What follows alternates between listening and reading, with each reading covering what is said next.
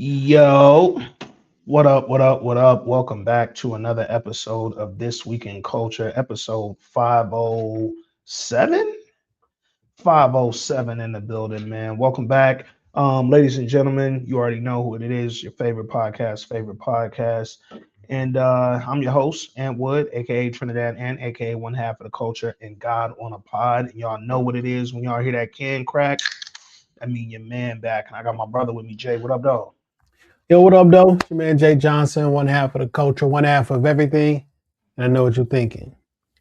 Finally, my favorite podcast is spending time with me. What's popping?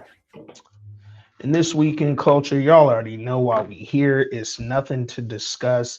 Ain't shit else more cultural this week than the GOAT, Michael. The Michael Jackson biopic has released in theaters right now, fresh off a 200 and however many $1 million box office opening weekend, the highest opening weekend in biopic history, my nigga. History, his story. Y'all had the album, nigga. Y'all know what my dog doing, bro. But before we get to the Michael review, 218.8 million worldwide. 218 worldwide. I think it was like 98 in the States. Man, Michael's still doing GOAT stuff. Before we get to the review, before we talk about the film and our reactions and how we felt about everything, I want to thank all the listeners, the Patreon subscribers, first and foremost. Without y'all, there would be no us. If you are not subscribed to the Patreon, hit up patreon.com/, this week in culture and grab a tier. New listeners, old listeners, everybody in between, man, welcome back or welcome to the pod, greatest podcast in the world. Now, if you've been listening long enough, or if you talk to me and Jay in real life, you might know that we weren't skeptical going into this Michael movie, right? But we was both kind of like, I hope it's really good, right? I didn't want it to be bad, bro. Oh, I got skeptical towards the end. Bruh. I'll tell you why I got skeptical towards Okay. the end. Is because I started seeing clips from the movie, Mm-hmm. and all of the clips from the movies were performances where Mm. Jafar was just looking like Mike. And I saw him on some interviews, and I just didn't see a lot of the actual movie per se. And I Yeah, was like, yeah, and I didn't feel like it was getting enough buzz. I felt like, yo, the Michael movie is coming, but like, I don't feel like yeah, anybody talking about it like that. It could just be me. I don't know. I just started getting skeptical, like, yo, what if it's not good? I yeah. always remember um, when Ari from Entourage said, "Listen, Mm-hmm. all I need is a trailer. With a trailer, I'll sell any movie. Like I can make a Mm-hmm. trailer look good." I was like, "Oh, because all the shit looked great." I was like, "I don't know, man. I got kind of worried, man." Yeah. I I wouldn't say I was skeptical. I was seeing the same stuff leading up to the movie from the trailer and all the, Mhm. actual movie clips that was online that I was seeing 5, 6 months ago when they announced it and said it was dropping.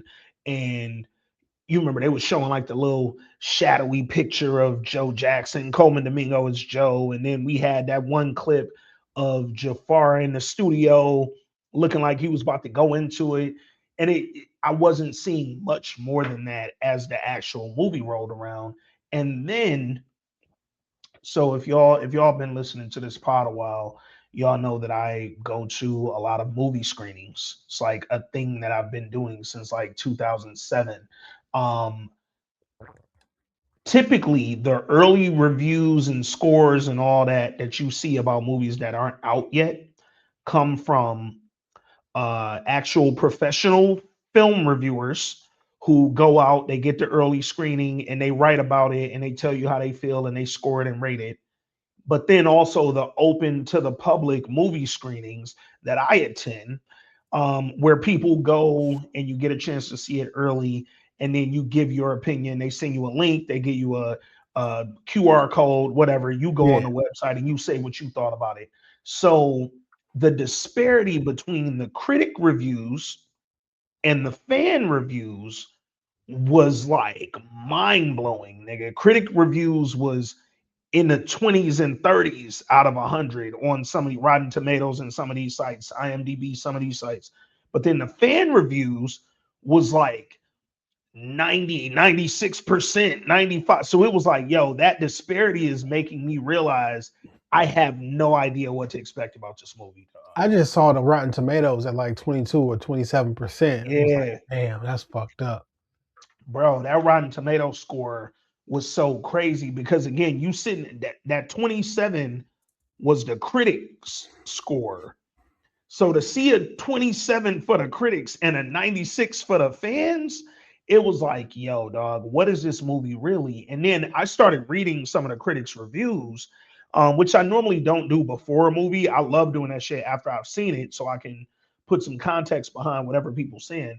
But I had to see why niggas was saying this is a 27, 22, whatever, whatever. And a lot of what I saw, even leading up to today, I've been reading articles all day, was I'm not reading no people. articles, man.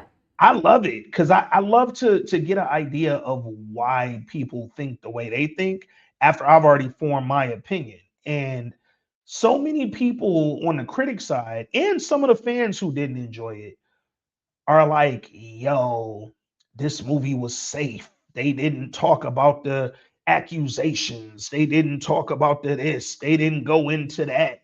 Like, nigga. I just want to. I just want. The movie had a 2 hour and 7 minute runtime.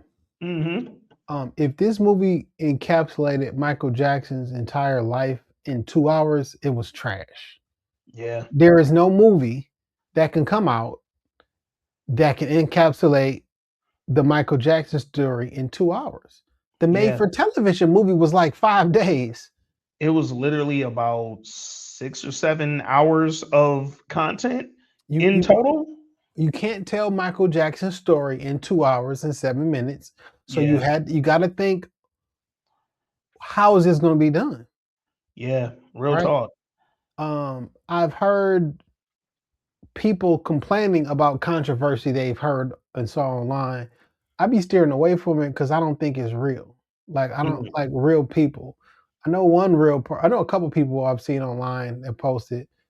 This is the comment that I've heard about the movie that I just don't understand. Mhm. And people say it so confidently, like it makes all the sense in the world, and I just don't understand it. I saw it, but I went into it thinking I was going to find out something new. Man. Nigga, it is 2026 and the internet exists, and this is one of the most popular people in the entire world. There Ever. is no Ever. more. There is no more. What are you talking about? Thinking that you were gonna find out something new about Michael Jackson that you yo, fam, just kind of blending what you just said with what I just said a lot of the critics were on. Nigga, we're well aware of the accusations against him, right? The child molestation and child predator and da da da, and people done sued him for doing this with kids and that with kids. He done settled for some, he done won some in court. We know that much. What else did y'all think we was gonna find out when we already know about child molestation And when I accusations, hear about bro? that, I just think, oh, you niggas just trying to be nosy. Y'all want the tea. There was a radio station that I'm listening to, or clips from the radio station. It was like, I wanted to know more. Why? So you can have another topic for your weak ass show? Mm, Side note, um, I'm putting this review on YouTube. You feel me? For yeah, everybody to see, and I'm gonna post it on a Patreon available for everybody. So if you listen on Spotify or wherever, you can go to Patreon. The video is up as well. yeah. So if you're listening to this on YouTube, because you in the algorithm for Michael Jackson reviews, the whole 9 yards, and you don't know who these two niggas are this week in culture, what we do here is review television shows and movies in, around, and about the culture. We've been doing this since 2018, right? Officially, but well before then. Yeah. What I've noticed this week is everybody's a movie reviewer. Everybody got an opinion. Everybody, I don't want to see all opinions on it. But like, so when we do this review, we talking to our audience who've been tapped in with us for the last 8 years. So if you don't feel connected, and you'll stick around a little while, and maybe you'll understand some inside jokes or whatever. But I'm gearing this towards our listeners and how we know how our family comes together. And I'm not trying to bring in new stragglers. If you come, please. But I'm not about to put on a performance for new listeners. So. Nah, you can't, man. You know what's funny is so many people giving their like literally long form written out reviews and thoughts on this movie, and I'm like, when you start writing, when you start doing, and again, we're not movie reviewers by profession. We're here by trade. We are here because we put in our 10,000 hours, quite literally, to do this. We go into these reviews with a very, very well researched, well thought out, and well worked background in what we do.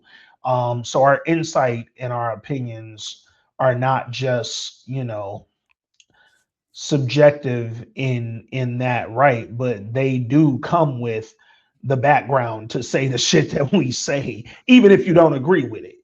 And also how this impacts us culturally, how it did impact us culturally. And we share stories about our own personal lives Yeah, and stuff like yeah. that. So set the table, set the groundworks. That's just, it is what it is. Facts, man. I'm also because I seen a lot of what you saw too, man, with people who really just sounded like they wanted the tea. They sounded like, yo, I was disappointed because I didn't learn nothing new. And it's like, this was not the Michael Jackson biography. This was not the Michael Jackson documentary. They do have some docs available for y'all if you want to go out and find out a little bit more. But off top, a lot of what people wanted to know a little bit more about was in the initial version of the film, the director's cut. It was removed for legal reasons, fam. Like, Also, not for nothing, you and your generation ain't who all is watching this movie, because Michael was a superstar for 50 years. on God. And Michael is one of the only people he got some fans that ain't been born yet. Yeah. Yeah. Right? So when you say, oh, I saw some of this in the Michael Jackson movie that came on TV, well, my nephew wasn't born then. Yeah. And he ain't go back to go find ABC. Like, some of the Flex Alexander shit may not be what you want to be the representative of. Shout out to Flex. Yo, flat out. Okay. Yo, Flex. I don't know if this was on Flex and Shanice or if this was on the blogs that I kept seeing them on, but they just celebrated him and Shanice. I love your smile, Shanice, from back in the day. They just celebrated whatever wedding anniversary, right? I think like 20 some years or whatever.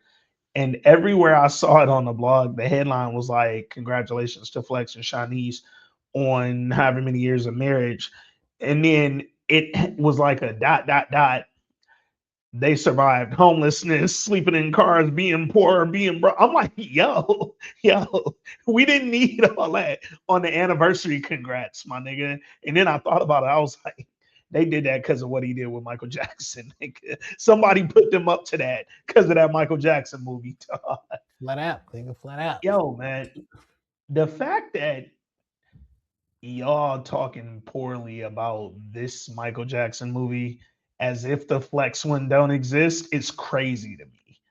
Because I could show you a 22% Rotten Tomatoes Michael Jackson movie, nigga. Yo, shout out to Jason Weaver. The legend. Excellent job The legend. as young Michael, by the way. The legend. You know what's funny? I have never sat through all 25 hours of that version. I've seen it, but it's never been like, let me sit down and press play on the Jackson American Family or whatever that shit was called and American watch Dream, this maybe, straight or some through. shit like Yeah, that. American Dream. Oh, the other part. I'm glad we're talking about this. This movie that came out this weekend was called Michael. Michael. This is about Michael. This is about the stuff that impacted, went on, happened with Michael. The Jackson movie, which was called The Jacksons, An American Dream, was about the Jacksons. Nigga. You know what's interesting though? Because the Jacksons deserve their own movie, is because for some reason we forget that one, Michael Jackson is Michael Jackson is. Okay, cool. Mm-hmm. The second tier in the Jackson family is Janet Jackson, who sold over 100 million records, who has an album that sold 25 million records, who got a $40 million deal back in the 90s for like Janet Jackson, actor, the whole nine. Side note, that was her third album because her first two flopped, by the way. Mm-hmm. Randy Jackson, other Jacksons outside of the Jackson 5 went platinum, got awarded Grammys, was at the top of the chart. Like, it wasn't just Michael and then all these niggas were scrubs. Like, they were out. I watched the whole, my algorithm on YouTube is Michael Jackson right now, right? Mm-hmm. So I've been watching all these docs and everybody going through the times and shit. And I can't say, they was like, yo, in 84, Randy outdid Michael. Like, like he had the number one album for X amount. I'm like, yo, the Jacksons, rightfully so, deserved their own movie. Yeah. The Jacksons, or the Jackson 5 rather, went from like mom and pop Chitlin Circuit type shit to Motown in 1 year. From 1967 to 1968, they went from singing in these back alley, back bar clubs to signed to Motown and having top 100 hits in a year. They have, I have it noted, 17 top 40 songs in a 5-year span, including 6 number ones, right? The Jacksons deserved the Jackson story to be told because between the Jackson 5, between Janet, between LaToya, between what Michael, Tito, Randy, and Jermaine all did on their own, that was a story to be told and one that needed to be stretched across 8 hours on ABC, right? But Michael is going to primarily be about Michael. So, because another complaint that I kept seeing from critics and fans was, yo, it was hard to really get into the movie knowing that so many of the siblings didn't sign their life rights to be a part of it. So Janet wasn't in it. Randy wasn't in it. And some of these people weren't even made mention of. But then it's like you look and you know it's 10 Jackson kids and you only seeing 7 of them or 6 of them. And you like, oh shit, that's weird. Randy had a twin who passed at birth. Yep. So it was 10 of them, but only 9. Yeah, they actually referred to the 9 surviving. Yep. And Janet didn't put, but like, no disrespect. This wasn't a movie. This and I wasn't like 1, 2, 3, 4. You know I wasn't, because this wasn't about them. Yeah. This was and about what's funny, Randy and Jermaine specifically, these two, they can have a movie on their own. And I'm gonna tell you why. Because they son, and I say their son because he one of them biological son and he one of them step son, but also his uncle. Jafar, who played Michael, is Jermaine's biological son. Jermaine had him and Your Majesty with the same woman that Randy had his kids with, That woman got 2 kids by both brothers. bruh. And then prior to that, when they signed to Motown, Jermaine didn't sign to Motown. He didn't want to be on Motown. So he went off on his own. And guess who replaced Jermaine in the Jackson 5? Randy brought him right on in. Randy wasn't in the Jackson 5 originally, nigga. And then we brought him in to replace Jermaine. So I guess later in life, Jermaine said, well, I'm going to replace you. When they left Motown? No, when they signed to Motown. Mm-hmm. Oh, I'm sorry. You're right. You're right. When they left Motown, Jermaine stayed with Motown. That's what I meant. Yeah, he wanted to stay. Jermaine was dating Berry Gordy's daughter. Berry Gordy's daughter. Yep. You're right. Yeah, I didn't mean to say when it was signed. Yeah. When they left, Jermaine stayed as a solo artist, and they weren't staying as the Jackson 5. And then he did his Jermaine album, and then he said, yo, well, Randy, you gonna replace me in the group? I'm gonna replace you with old girl, nigga. How about that? Replace you in life, nigga. Like, come on, dog. So them two niggas could have a whole fucking other movie about their life because they was clearly at each other's head. And here's the thing, dog. Off top, if your son that's by my ex, who I had kids with, is playing Michael, I'm probably not signing my rights over to have my name mentioned in this movie, dog. Like, no, because it clearly is some beef here. But that's also the movie not about you though.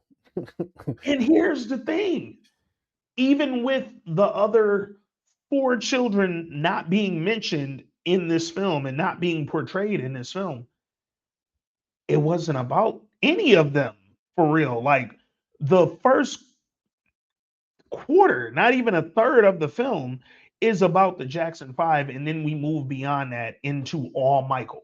But you can't tell Michael's story without mentioning his brothers. But don't get it twisted. We don't need the first half of the movie was still just about Michael. It was about Michael while he was in the Jackson 5, but it was about them niggas was background characters in the movie because it wasn't about them. Yeah, so I never felt like, oh, because I don't see Janet, and I get Michael and Janet's relationship, but I never looked at this and said, because I don't see her, something's missing from the Michael story. Like, didn't notice she wasn't in it until it was over. And shout out to old girl who played LaToya, because I feel like y'all be forgetting about LaToya. Nigga, LaToya's entire fucking face is because of what Michael did. That little subtle mention she made in the movie, like, maybe I should get my nose done. That was real life, nigga. LaToya was a baddie, and she starts switching up her face, thinking that was the thing to do because Michael did it too. But no, this was the Michael movie, dog. And I gotta say, before we start diving into details and getting into the review and all that, man, I enjoyed it. This was a really good movie to me, dog. I enjoyed all 2 hours and 7 minutes of runtime on this film, bro. I enjoyed it. So I went with somebody, right, and I who didn't know the Michael movie was a thing. Whatever. That's insane. And I was trying to explain to them, like, yo, this could be really, really good or really, really bad. I'm not 100% sure, but whatever it's gonna be, this about to be a core memory moment. You know what I'm saying? Like, you was there when the great movie was there. We went there. I watched it Thursday? Yeah. Thursday afternoon, I watched. Or it's gonna be like, yo, remember that time that the movie was so, like, it was gonna be one or the other. You know what I'm saying? And I did not have high expectations. I thought it was gonna be bad. Yeah. And I was in the movie initially waiting for it to get bad. It just never got it. It never got there. And about 20% through the movie, I'm like, hey, I don't foresee this going. I just forgot and just kept. It just was enthralled. You know what I'm saying? Yeah. So I enjoyed it. I never. So going in again, man, my fear was just like, okay, I haven't seen anything new since those original, trailers and teasers dropped, but I didn't want it to be corny, and I was like waiting on the moment that it felt corny, and then I never got it, bro. Like, I my one issue with the film, and literally it's my only issue with the film. I hated Coleman Domingo's makeup so bad. Like, I thought I didn't they even before you mentioned it, before I even saw it about the prosthetic, I wouldn't even know it was. so it wasn't just the note. Like, I felt like the makeup around his eye, it felt unblended. It was unblent. It was a real unblent look that they had. It looked like they never finished touching it up before he went on and started acting. Outside of that, I had no problem. Like, I seen people like, yo, they had the CGI bubbles. Why was I'm like, bro, did that really bother you that Bubbles wasn't a real monkey? Like, would you have been like, yo, if that was a real monkey, like this would have been a 10 out of 10? No, nigga, it's the monkey. Like, what are we talking about, bro? I'm not gonna nitpick the fucking movie. I really enjoyed this, man. I gotta say, right off top, and I'm gonna shout him out because he's one of the reasons that I think I sort of leaned into the film and got real comfortable very quickly. Giuliano Valdi, or Juliano Valdi. I don't know if he pronounced that J or if it's a soft J or not. He played young Michael in the Jackson 5. I gotta say, he set the tone for me for the rest of the film, dog. He bodied that first quarter of this movie, bro. He did a really good job, man. Man. What I didn't know if was the singing Michael or was it him? So I'll tell you what I know about Jafar, and I'm About young assuming Michael. I know, but this is what I know about Jafar because I don't know this about young Michael, but this is how they did with Jafar. The scenes where they were doing like studio sessions and recording with Jafar, that was really Jafar singing. Because he's an artist in general. And then the scenes where they were doing performances, they blended Jafar with Michael. So my guess is that those scenes where the young Jacksons were either recording or like practicing, that was Juliano, little Juliano, and then maybe when they were performing, they were blending his vocals with Michael's to tighten it up the same way they did with Jafar. That's my guess. I don't know, but I know they did it with Jafar, so I'm thinking they might have done that with him because he sounded amazing, bro. Like for a Man, young cat, if that that was one, really him singing, even in them studio sessions, bro, when she was like, man, perfect pitch. bruh, I'm like, yo, he is really killing it. Like, man, when he sang uh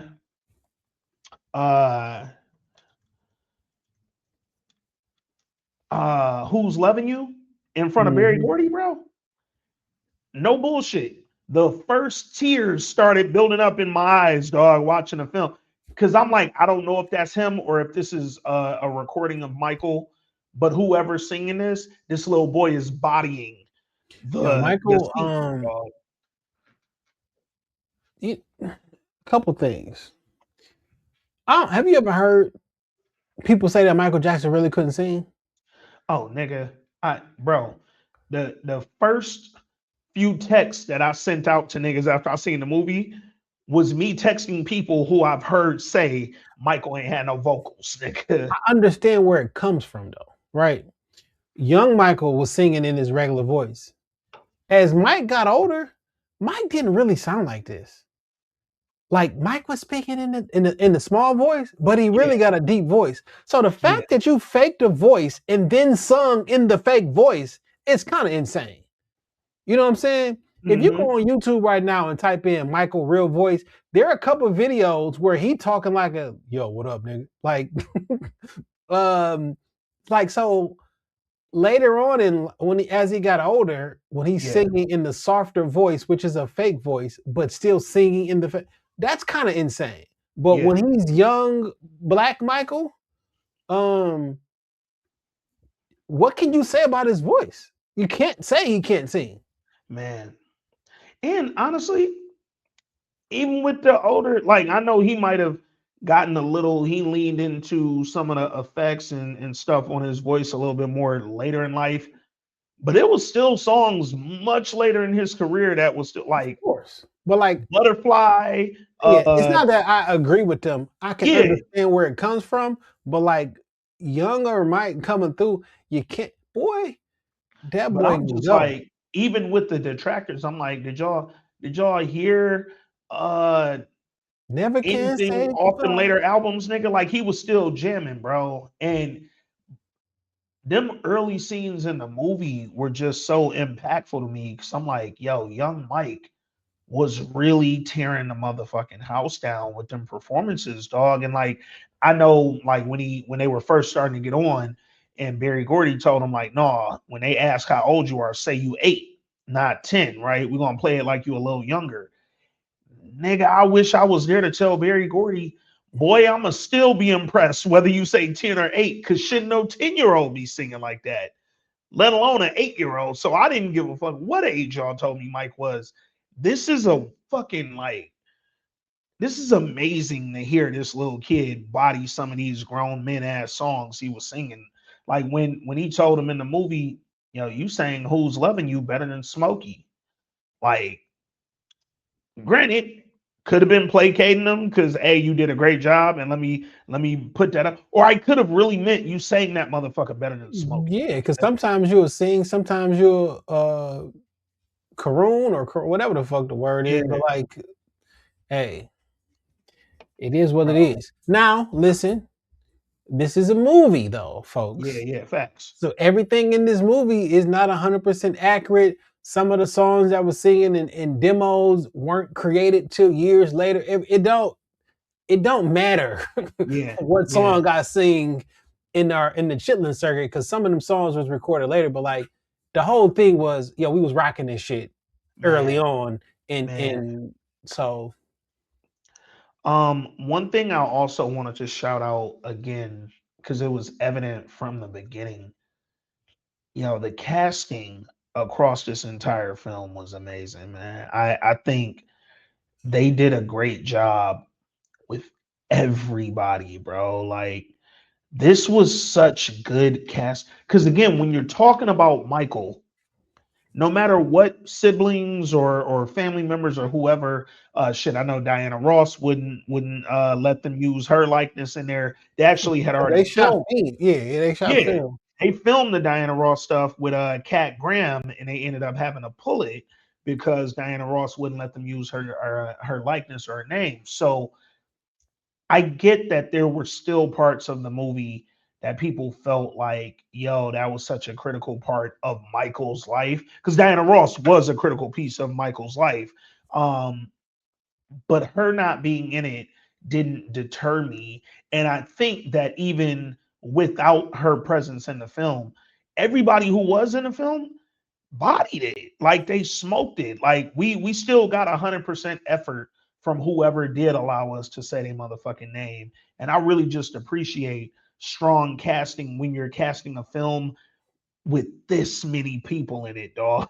Like, this a lot of folks to have to cast, especially with all of them being real people. Like, nigga. Fam, I thought they did a good job.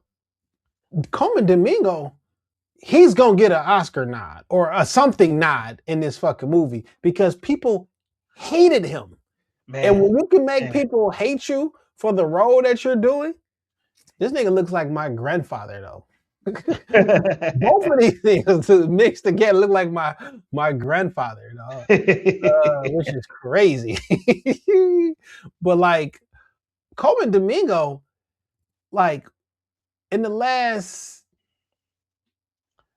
15 years, Yeah, has proven to be one of those ones man, who man. probably won't ever get the Denzel Flowers or the greatest actor of such and such flowers, but from network television from cable TV shows to independent films to big box office thing, I can't Hmm. think of a thing that I have not enjoyed from Coleman Domingo, sans them trying to give him younger hair in that one Oh, shit. man, that Netflix joint was Uh, probably my least favorite thing he's yeah. done. But what's funny, it was also hella popular. Like Yeah, people loved it. I just didn't. But because he's an old man. He was an older man than what y'all had him yeah. portraying, and the hair looked wild. But that's not his fault. He And still I'm like, acted correctly. his regular haircut is cooler and younger than the look y'all gave him, trying to make him look younger. Like, And I watched um, I watched Nia Long and Coleman yeah. Domingo on Good Morning America, one of these shows, and I like the respect that he paid to Joe. Mm, Because there's a certain type of questions that was gonna come. And he was like, listen, I don't know about all that. hmm I know he was a father and he loved his family and he poured everything into his family for family. Yeah. Um, I want to read you some of these because I was having a conversation about this in my family group chat with my cousins and shit, right? Yeah. Um, Shout out to my cousin Netta. Uh, I want to read what she said because I think it's important, especially for um, the cultural portion. hmm So the Michael movie was dope. Real talk. I cried when they did that last tour singing "Working Day and Night." That was one of my Yeah. favorite songs ever written. Unless you understand the dynamics of large black families, this whole movie goes over people's head. True enough, it's a story of the Michaels' rise, but it's the essence of becoming your own person. Unless you grew up black, when strong black men around you, you just can't get it. Good movie with a message everybody just can't understand because we come from a family with 9 brothers and sisters. You know what Mm. I'm saying? Like, and then all the children. It yeah. She also says they gave Joe a personality in the story that often gets overlooked. He only knew one way: work hard as hell, stay together, and stay in control. That's the Yeah. universal story of the black family. Um, and you do it the best way that you know how. You know. You know what's funny, man, with it, because I think I did see the some of the clips at least from Coleman talking about his portrayal of Joe and more importantly, like his respect for Joe, right? Because at the end of the day, we got to remember that our parents and grandparents and great grandparents came from probably the ugliest time in American history, right? Like they were descendants quite literally of, they was 1 2 generations from a slave. Like that's just what it was, right? And when you think about the abuse allegations and both mental and physical, there were a lot of Joe Jacksons out here raising a lot of kids, raising a lot of families who unfortunately, because of how they grew up, did not know how to discipline any other way outside of what had happened to them, because that happened to their parent and it probably happened to their grandparent who it happened to from slavery. Like these were real issues that had to be acknowledged and addressed. Now, it's not an excuse for Joe Jackson and whatever he's been accused of, but I think all of what he was doing was trying to teach them kids the value of hard work. I don't know how to get y'all to work hard in the still mill because I don't want that for y'all. But what I do want for y'all gonna have to work just as hard as I'm working in the still mill. But y'all singing, y'all playing these instruments, y'all dancing.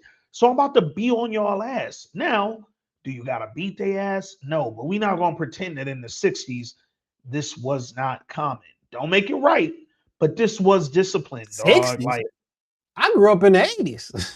nigga, In the 90s, nigga. nigga. I was getting told, boy, my mama swear she ain't used to make me get a switch. Swear I ain't have to get that belt. I'm And like, the and bruh, the and, and the granddad I said that looked like Joe, he used to make us go out and get that Peachtree switch. come on, man. Come on, man. And I can't pretend I'm not from that era. Dog, we from the, and again, none of this shit is us saying it's right. But I can't be one of them people who don't acknowledge that the era that I grew up in and my parents grew up in and that like these, it's not today, bro. Like, Listen, a week ago, niggas was online condoning somebody burning down their job warehouse because they didn't get paid enough. So I don't want to hear no fucking conversations about niggas mad because they got beatings or whoopings. Because Man. you can justify that, you can justify everything. Slight rant. And like, granted, I don't think my parents enjoyed giving me no whooping, nigga. But they did, nigga. I'm not going to sit up here and say I got fucking beat. Now, I know what was happening with the Jacksons from what I've heard, because I've also watched some interviews with Joe. And Joe said, listen, I ain't never beat them kids. Everybody get No. whoopings, but guess what else I did? My kids weren't in the same trouble that all of the other kids in that exact same neighborhood in Gary, Indiana, went through. They was at home, they was in school, and they was preparing and for music and everything of that nature. And the other niggas in Gary was out in the street slinging dope, robbing, killing, shooting, doing whatever niggas be doing. So my whole family ain't worked since 1960 something. So yeah, and like, hey man, Joe biggest, again, say what you want about Joe based on what we've seen. So Joe gets, and I'm treading lightly here because whooping your kids and beating your kids is different. Beating your kids is different, but also whooping your kids and beating on your wife is different. So my next statement, I'm treading real lightly. Joe gets the same knock that Ike Turner got. A lot of that comes from what we saw in the films. I'm not saying all of it. I'm not saying none of it was true or that, you know, the subject didn't come based in reality. I ain't saying that at all. I wasn't living with none of them. But I do know that I've read and heard from music historians across the world that movie ruined Ike life because he wasn't really on that the way that movie said he was on. I've heard that too. And then I heard Judge Joe Brown saying like, y'all know Ike and this wasn't him. And then I watched a video of Ike saying he slapped the fuck out of Tina because she was walking around like she was upset. Fuck you, and upset. That's the thing, right? Like, all right. And like the same with Joe, right? Like I've seen Joe flat out say, like, I whoop my kids because people whoop their kids. Like you get out of line, you talk back, you do that, you stomp off, whatever. People got whooped. But I've also seen Joe say, you know, nigga, I didn't beat my kid. Like, come on, dog. But it's like that portrayal of a stern disciplinarian parent on film, on TV, whatever. It will look 10 times worse when you got a real person attached to that portrayal. Mike himself said, you know, he was afraid of his father. And there was a real fear. You know, the interview he did, he had on a red shirt. He was in his mansion. And I think that was Diana. It was a dude. Oh, shit. It was a dude. He walked him around and he showed him these pictures of these little angels and shit on the. It was one of them, but he was talking about that, and Mike was like, "You never really know." But Mike was like, "No, it wasn't the fact that I was getting." This is me paraphrasing.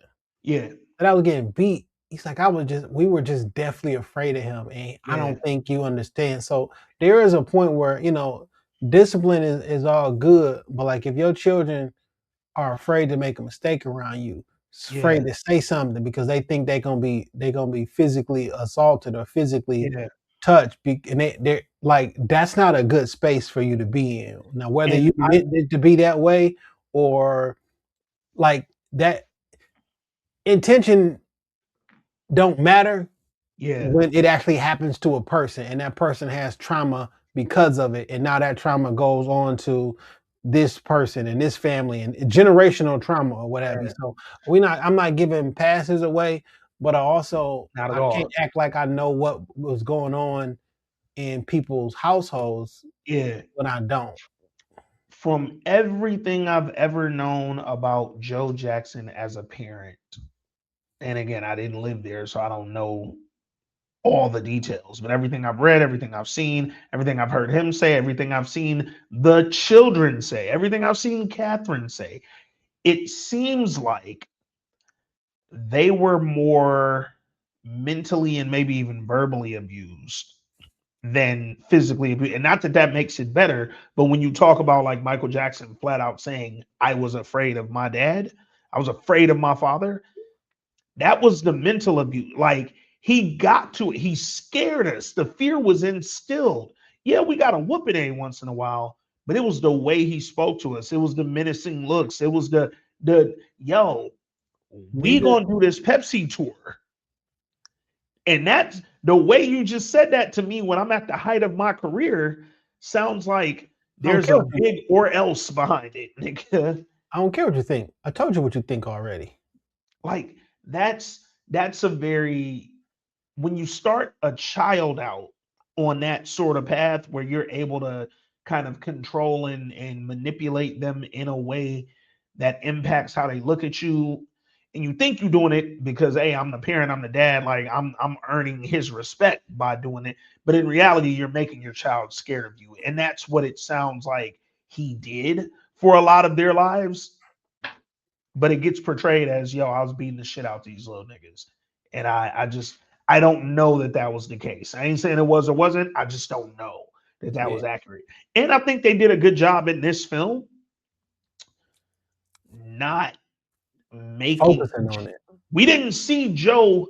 We saw a couple whoopings, and that was I ain't gonna lie, it hurt to see, right? When you see a little kid getting whooped like that, but they didn't make that the focal point. A lot of the fear and the strained relationship just came from the behaviors and the way he spoke to them and the way that he sort of overpowered them in conversation, like we doing it my way or we not doing it. Like that sort of abuse was probably a little bit more of what was going on than him actually beating on them. So there's a couple things in this movie that are not correctly placed in the timeline. Okay. So, like for an example, I think in this movie he got Bubbles the monkey like in 1981. Yeah. Bubbles wasn't even born until 83. Yeah. You know what I'm saying? And when he was born, he was on one like TV show or movie or whatever. So he probably got the monkey around 84, 85-ish. You know what I'm saying? Yeah. Not really a big deal or what have you.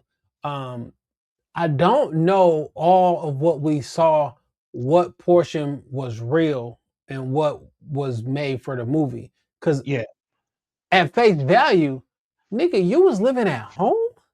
Man, during this time frame? Crazy, right? But then I did hear a story that like during that first album, he had an apartment that him and girl that one Diana Ross would go to, and his such and such apartment. So I'm like, yo, I don't know where in the timeline like he left home. So I just don't know. Actually, I know a little bit more about that. And this is all factual. Yes, to your initial point, I know he had his own separate apartment. The Diana Ross thing was always like a rumor that I had just seen around, but I know Mike had a crib. What we see in the film with him living at his parents, that is Neverland. And that's like Neverland as it is right now. They obviously they changed some of the furniture back to make it look, dated and back from the 80s, but that was actually Neverland where they filmed. Michael, Neverland is what Joseph bought when the Jackson 5 signed to Motown and moved to LA. Michael ended up having to buy Neverland from Joseph because Joe Jackson apparently was terrible with money. That was like his downfall. He was bad with money and he was actually about to lose that house. So Mike bought it. But when he bought it, he had to move in. So that apartment he had existed, but he had to move in Neverland after he bought it because basically they didn't want to not have that house in the family because it was like, where the fuck is all my brothers gonna go? Like some of them niggas weren't even old enough to live on their own at that time. So Michael bought Neverland from Joe so Joe wouldn't lose it. And then he lived there. So a lot of like when you watching the movie and you like, yo, that nigga just talked back to his dad or just fired his dad as his manager and then went back in the house. I could do that because I own this motherfucker. Without me, this house is gone 5 years before that. He also never fired his daddy about facts. That was for a movie. Yeah, that was But definitely it's story. great for the movie. You know Oh what I'm man, saying? hey, It's that fucking scene, amazing. yo, bro, when that fax machine started up, nigga, the whole theater said, "Oh shit." Side note, that is a little bit of play in foretelling because this was Mike was the first. This is Jason speaking. Yeah. Mike was the first nigga to send text messages. Okay. Yeah. Because one of them allegations about one of them little kids over in the UK, he bought them a fax machine and them niggas would draw pictures to each other and send faxes back. That was Mm-hmm. before you could text a picture. This nigga was texting. Okay. No. He was I'm gonna tell texting you children. two But people who was a little further ahead of their time to the point that it scared me a little when I got older and realized it. It was Michael Jackson from literally what you just said, and Roger Troutman and Zapping them. Because mm, Computer Love didn't make sense in the 80s for what they were saying they could do. All that was late 90s and early 2000s capabilities on a computer. And them niggas was saying it right when computers started becoming normal. Like, that didn't really line up, dog. And I was like, yo, Roger and Zap got some shit over there that I don't know about, bro. is it your face Um, I see on my computer screen? like, In like, black and green? Like in fam, shades of green? no, no, Like, that didn't. You saw Zordon, nigga. It didn't work like that, bro. It didn't work like that, bro. yo, as a movie, let's say Michael Jackson doesn't exist. Like the real Michael Jackson doesn't exist. Yeah, Fam, y'all didn't think this was a good movie just as a movie? fam. Yo, Maybe you I know what I can tell maybe I can detach that, right? But like you didn't like this like as a movie, you didn't think, oh, nigga, this shit pretty cool. you know what I kept seeing people say over the course of the weekend. Cats was like, "Yo, it wasn't really like as a movie. I ain't really like it. It was more like a concert than a movie." I'm like, so y'all ain't enjoy that? Because I was jamming in that motherfucker, nigga. Side note, remember when the um what's the nigga's name? New Edition movie came out. Well, Okay, the New yeah. Edition movie days, whatever. Was that on VH1 or was that on BET? No, that was VH1. It was Yep, on because that VH1. was How many? yeah 3 nights or 4 nights? One of those, right? 3. Yep, After that, they did so good in that they went on tour, man. and then they actually performed with New Edition at the BET Awards. Yeah. I Right? It remember was like that. the 20th anniversary of something or something like whatever. Like they actually performed that. My nigga Javar can go on tour Oh, facts. because I'm And guess what? because I'm He buying can the take ticket. the young dogs with him if he want, and they can open with the Jackson 5 shit. The closest I can get to a Michael Jackson concert is if he did it. I'm not even playing with you. He can sell out a stadium Yeah, as Michael Jackson he can sell out a stadium as Michael yeah. doing those shit. I am 100% paying for it, and I'm gonna be entertained. So did you? I know there's been a lot of different people interviewing and shit from the cast. Antoine Fuqua. Did you hear how he got like selected for the role? Yeah, from him, Um, he explained it. yeah. I listen. I've heard his version, and I also listened to Antoine Fuqua's. And Antoine Fuqua's was interesting because he talks about seeing Jafar in a picture with one of the other people. Like when they was doing early test shoots, he was like, I wasn't even involved at this point. And in early test shoots, I saw a picture of Michael Jackson and one of the people that was gonna be writing on the film. And he was like, I'm looking at the picture like, wow, man, like, how did you look the same back in the day with young Michael that you look right now? And he was like, dog was like, that's Michael nephew. That's not Michael. Like, we was doing some test shoots for a potential role, da da da. And Antoine Fuqua was like, nigga, this shit was so crazy. I had to meet him myself. So he was like, when he met him, they talked, and he was like, I remember just like thinking like he embodied like that kindness and that gentleness that Michael Jackson had. He was like, I kind of thought that the first time we sat down. And then he said one day they was kind of playing around. He was like, we even had cameras rolling and Jafar didn't know. And he said, I threw a question out the blue at Jafar as Michael. And he was like, I just wanted to see how he was going to respond. And he was like, Jafar responded as Michael to the point that the whole room had tears in their eyes, nigga. He was like, the response was so fucking on point. And he was like, Jafar not knowing that the cameras was rolling and just kind of jumping right into it. He was like, that's kind of when I knew this is for him, dog. So Like, he said, like in 2019, when he heard the guy who got the rights to the movie, and before he had a writer, director, or anything like that, he said he reached out to him, yeah, and he was like, I don't know, give me some time to think about it. I ain't never really thought about that. And he said some time went by, and Jafar reached out to him. He said he just sent him like a voice note of yeah, him singing a song and like him talking. And then he said, responding immediately, like, let's put you in some classes. Let's get you. yeah, And he was yeah, like, for 2 years, 1.5 to 2 years, he was just doing acting classes. You know what I'm yep, saying?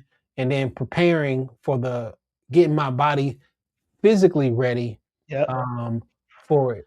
It's also said that, well, he's also said that like he was reading Mike's personal journals and diaries to like to mm-hmm, understand who he is.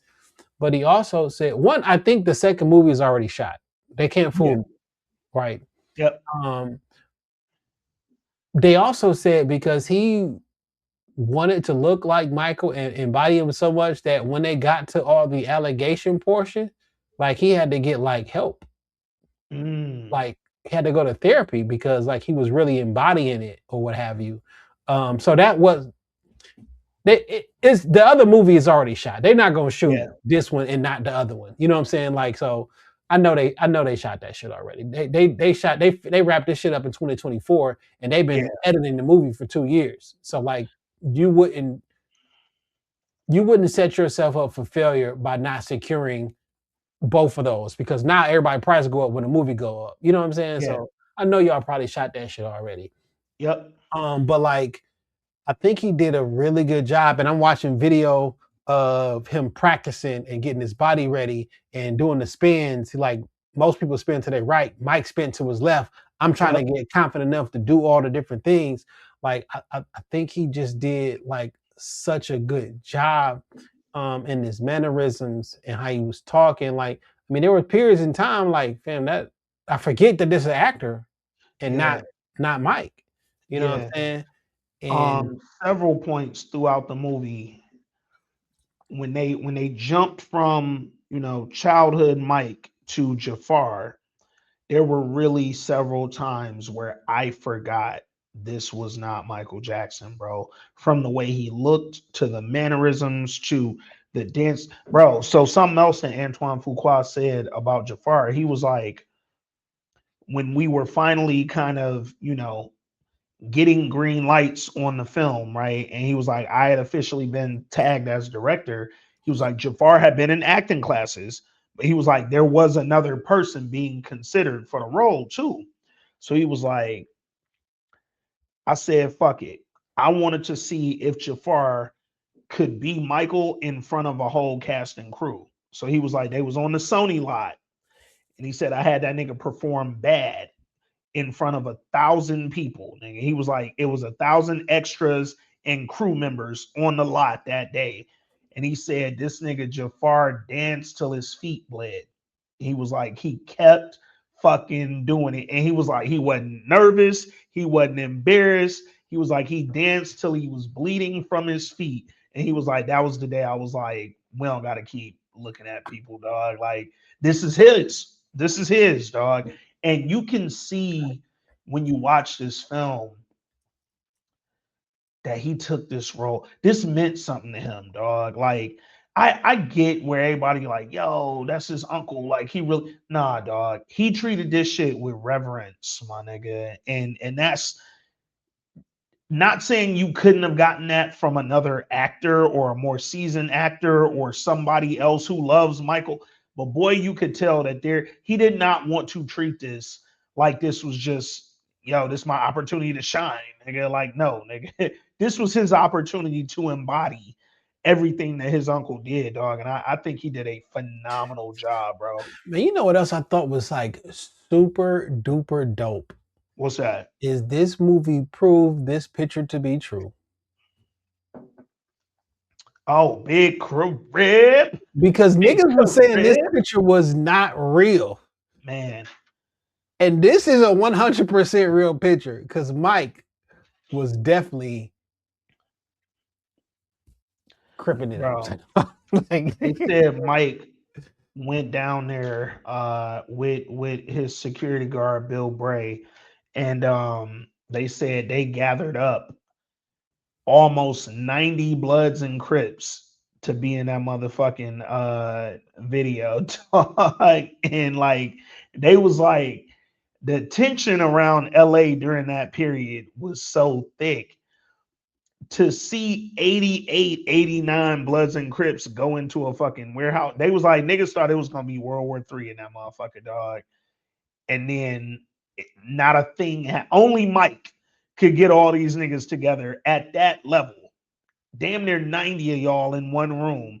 And we in this bitch dancing and hanging around in the back, and niggas is having dance content. Only Mike, bro. No other person was getting all them dudes in a room during the height of the blood and crip violence in LA, bro. Like I said, yo, Micah, different nigga, man. side Let's note, talk, shout out to you mentioned Bill Bray. man. The actor who played Bill Bray looked like Bill Bray. Yo, he looked exact. If you go look up pictures of Michael and Bill Bray, especially from that era that we watched this film in, um, Keelan Darrell Jones looked exactly like Bill Bray, but more importantly, man, he bodied that role. He's one of my favorite, like other than Jafar and Young Dog, he was my favorite actor in this shit, bro. Like, Fam, they picked the right one. yeah, that's perfect casting, bro. Like, real talk, that's some amazing casting, dog. Like, man. And you know what's crazy, dog? There are so many people who weren't aware of Bill Bray and You the relationship that he had with Michael.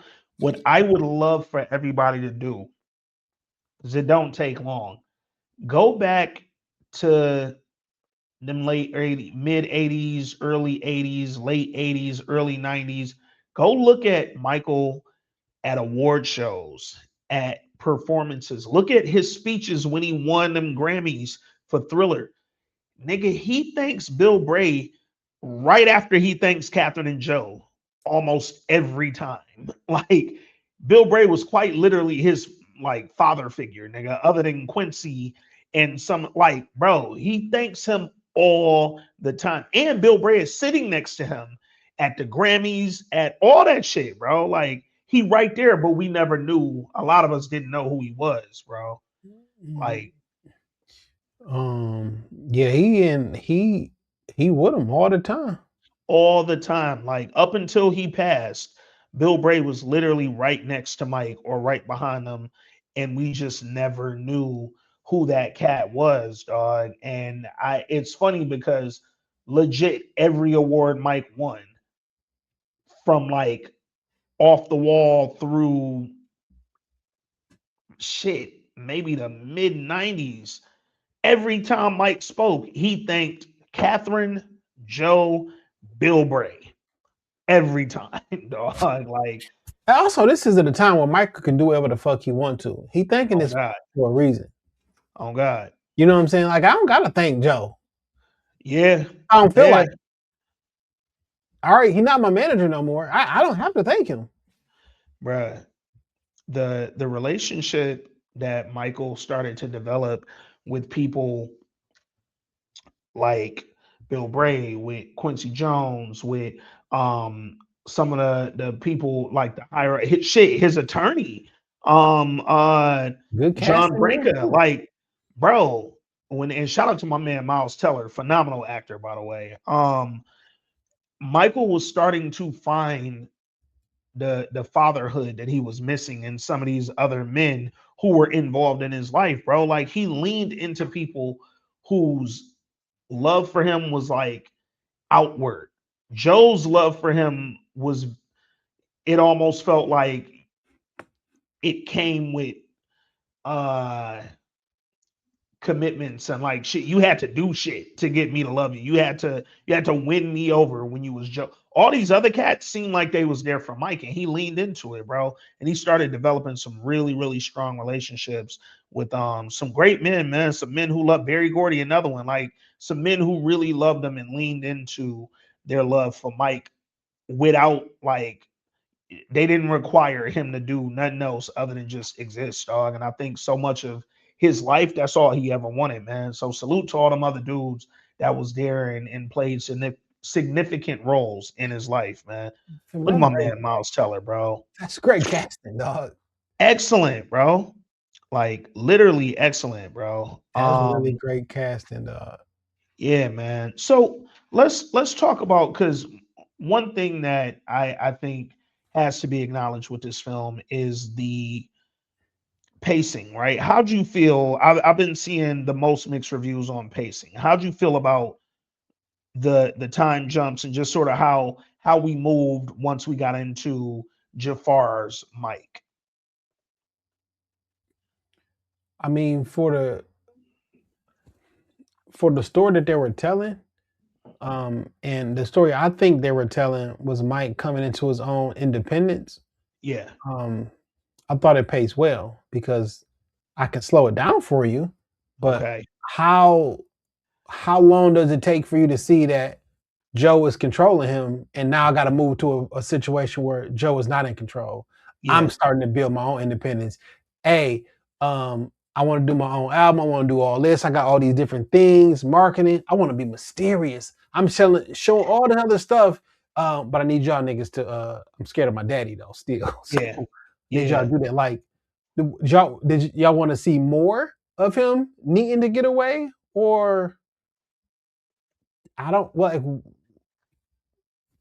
I think a lot of what he was going through, if they would have dove too much deeper into it, one would have made it less about Michael and more about Joe or whatever other antagonist or person they was looking to have it be about. But also, I think that the pacing worked for them to get to what they was trying to get to, which was the successes of that era, right? Like, I wanted to show y'all the growth. I wanted to show y'all the independence that he took.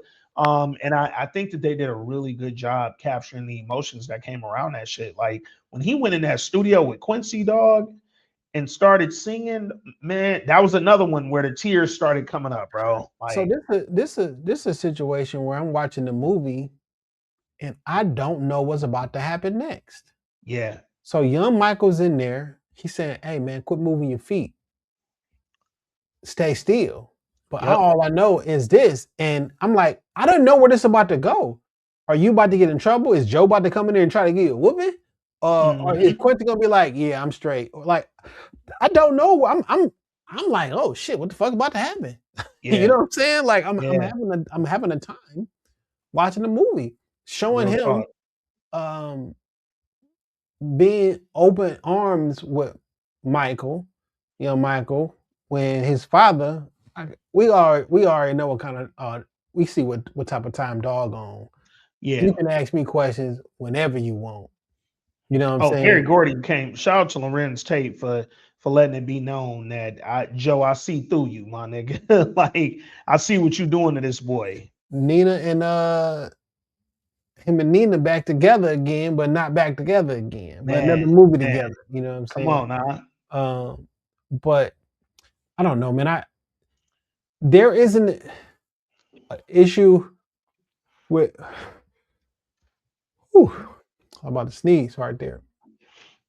if this was the whole entire movie, maybe I got an issue with pacing. Maybe I'm upset that we didn't get into the rest. Nigga, at the end of the movie, it say Michael Jackson will return. Yeah, Like yeah, it's instead of saying to be continued, like fam, it's half of the or a third of the movie. yeah. Because in my personal opinion, this is only the first two albums, right? We can go through a whole bunch of things, right? For the second movie. And in my personal opinion, I hope there's the third, and it's Michael Jackson Forever. So the Yeah. first one is Michael. The next one could be Smooth Criminal because the allegations is coming. You know what I'm saying? And then the next So, one, the last one could be Michael.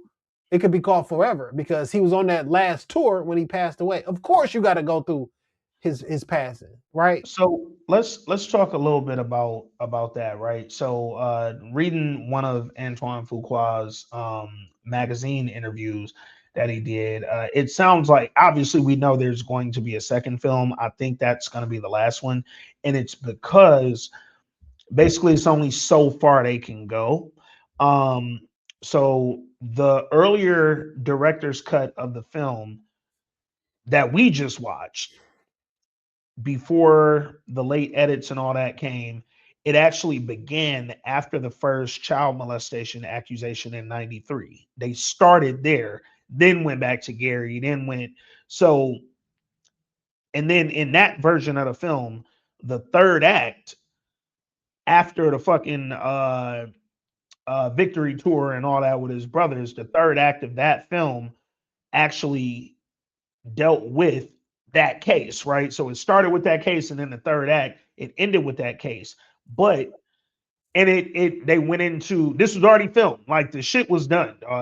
They went into how it impacted Michael, how it kind of leaned into him maybe getting on them pain meds a little bit more after the burn, and how it impacted the family, the money, all that shit, right? However, the issue, it was a clause in the settlement agreement with that particular child and his family because he got $50 million. Or no, I can't. It wasn't disclosed how much he got, but it was a clause in the settlement that barred any commercial depiction of that case. Right, so they couldn't make up a name for him. Anything that depicted that case could not be filmed. Antoine Fuqua said he didn't know that till the day he turned in the director's cut. And he was like, nigga, we had to do reshoots that ended up costing an extra 50 million. So he was like, the reason that you see in different budgets online, some say 157, some say just over 200, is because we added that 50 million for reshoots when we had to cut out the third act in the beginning of the film. He was like, it also took an additional 20 days of reshoots that spread over months because we had to get actors back, we had to get makeup teams back. He was like, there were people who literally weren't available during the time we was trying. So he was like, the shit I went did crazy. notice a difference in Michael's hair when it was doing the Beat It video. Yeah, Like he went yeah, from a puffier to a yeah, regular, then he looked at puffy for a minute and then slave and then went back. yeah. I definitely And did then notice it.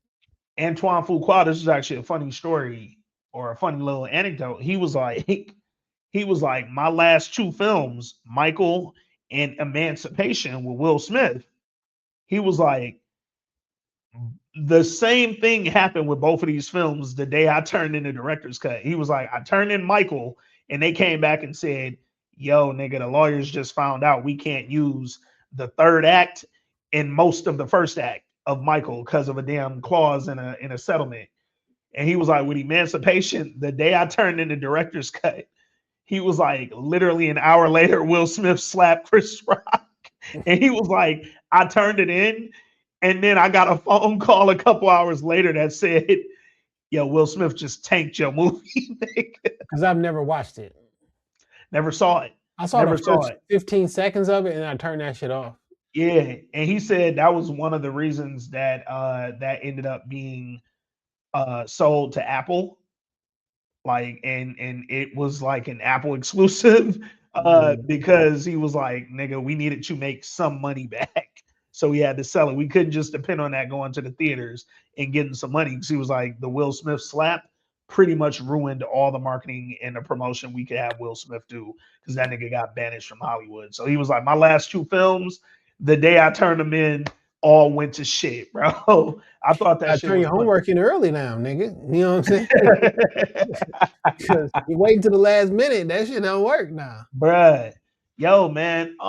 Let's talk about, even though they were all, kind of, they were co-stars in their own right, but some of the performances by some of the other first of all, I'm gonna start with my man, my dog, our dog, Insecure alum, Kendrick Sampson as Quincy Jones, bro. Excellent choice, dog. Excellent, man. And if you've ever seen young Quincy, boy, they did a great job with his hair and makeup on that, man. He looked like Quincy. He embodied the Quincy aura and that style that Quincy had when he was working with Michael. And I just think he did a really great job. I'm actually, if I had to critique something about the film, not about like makeup or no little shit, I would have loved to see more of For Quincy and sure. Michael, dog. Like, Making Thriller. the making of Thriller is, I watched hours of documentaries and like film on them making the Thriller Fam, album, bro. like one of the songs they were making in the movie, I got the stems from that shit. Dog, there's like 200 tracks. Yeah, And what he did for vocals to like, Mike is well above way past he's in the future, my nigga. yeah, Like the yeah, layering of for it to sound a particular way, man, there's 37 layers for the vocal, for man. the chorus, and each Yeah, of them, like it is insane. And you can download them bitches online right now. Like, I don't know yeah, how the whole session got on, but like every track of the session, it's a, and whoever mixed and mastered, they did a marvelous job. But Mike bro. is what, so I would love to see that. When he was talking about like, nah, I want to be big, I want to be Yeah, serious. Like Mike attacked damn near every genre of music because I wanted to be the best, bar none. yep, yep. That nigga Mike, vocal stack. I know the one specifically you talking about, but to your point, it's a lot of them out there. If you go find Mike's vocal stacking was something crazy, dog. Like, nobody was doing that back then, bro. Like, this was of a different, Mike had a different ear, bro. Like, and I love, again, man, Jafar really bodied this. There were scenes when he was doing like the little like when you recording or when you sing. Mike really used This to do. Go watch that interview with Oprah, dog. Like, film, this what I was like, yo, get the fuck out of here. That nigga wrote "Mama Say, Mama Sigh" on the paper. bro, Like, fam, on you the did cue not write that card, on the bro. paper, dog. You did not write Now, "Mama Say, Mama Sigh" on a cue card, dog. Like, you I didn't do will say, if that nigga Mike wrote down "Mama Say, Mama Sa, Mama Kusai" on a fucking flashcard, like he was that. studying it, nigga, Mike was a different nigga. You think Dog. in a part 2, Eddie Murphy gonna be in it? Eddie Murphy. Yeah, yeah, yeah. You know what I'm saying? Or like Eddie Murphy Rick be James, portrayed in or it. like, yeah. Shit, nigga, they could, in a part 2, they could portray Eddie and Michael Jordan in that motherfucker, dog. Like, it was some periods where these three people, and I mean, if they in the late 80s still throw in Mike Tyson, you're talking about the 3 or 4 most famous people in the world right All now, nigga. mics, anyone, There are no, Jackson, action, Pat Guns. bro, there are no more famous people at that period than Eddie Murphy, Michael Jackson, Michael Jordan, and Mike Tyson, nigga. Like that. Can you find me names of 3 other people, 3 of a particular name who was big as Michael Jordan, Michael Jackson, Michael Tyson? Not at no John the one time, bro. Baptist, nigga, John Adams. Shit, I don't fucking know. Yo, John the Baptist and John Adams is crazy, dog. John Henry, nigga. I don't Bro, what you think about Nia Long in the film, man? I thought she did a good job as mom. I don't know how Kate's still alive, by the way. Catherine is still Yeah, alive. shout out to Catherine Jackson, man. They didn't say her name in the movie until over an hour in. He referred to her as Kate twice, Yeah, but they never said her name in the movie. Because I was thinking like, yo, what's their mama name? Because I yeah, couldn't remember. And finally, she said Kate. When she said Kate, oh, Catherine, that's her yeah, name. I thought she did a good job. They gave her her teeth, which is crazy. Not yup, crazy yup. bad, but like that's dope. She Um, had them Jim Carrey joints from Dumb and Dumber, nigga. like I don't know. I don't remember watching the American Dream. Like I mean, I watched it, but I don't remember it to know like because they made Catherine like soft and docile, and then she Yeah, kind of like got her independence and talked back to Joe. You know what I'm saying? On some yeah, movie shit, that's good for movies because that's you like hell yeah, talk back to you know what I'm saying. Um, facts. I thought she did a good job. She did everything that the role was called for. Yeah. Yeah. I going back to first of all, shout out to Nia Long. Just off top, just for no reason, the motherfucking legend. Going back to one of my favorite reviews we've ever done for one of my least favorite movies we've ever watched, Fatal Affair, with her and Omar Epps on Netflix. Going back to that, I remember on that review where I ain't gonna put this on Jay. I know it was me who flat out said, "Yo, can Nia Long act, bro?" Like, because I'm like, I started thinking through all her roles, whether we was talking about The Best Man or Boys in the Hood or whatever the fuck Nia Long might, even when she was on Fresh Prince. Nia Long, for so many roles, in my opinion, it wasn't that she was acting bad because she wasn't, but she really didn't have to do much. Like I've seen Nia Long in interviews, and then I've seen her in a lot of these earlier roles, and I was just like, Nia Long just had to exist. Like she didn't have to become She didn't have to do somebody. a lot in this movie. Yeah, but I do feel like she at least became a version of Catherine Jackson in this movie, right? I Yes, I know I was watching Nia Long, but I don't feel like she was just in a wig with some prosthetic teeth being somebody and still feeling like Nia Long. Like, no, she felt like she was doing a version of someone else, and I think she did a good job as Catherine. When her and Coleman Domingo were on Good Morning America, they kind of spoke to that, and I felt like they embodied the character, and they were just trying to do the character justice. You know what I'm saying? Like, no, I am this person, and I guess you Yeah, have to be like that to pull it off. yeah, Um, I thought she did a good job. I didn't think anybody did a bad job in this movie. I thought not at everybody all. no, Not at there was all. no standout that was like, this seems weird. This could Yeah, have been another way. Like everybody was great. yeah, They showed Mike and his heart, willingness to give. When I'm in the yeah, hospital, burnt up, I'm still man, talking to the children. I'm doing yeah. autographs in the toy store. I'm all the different things.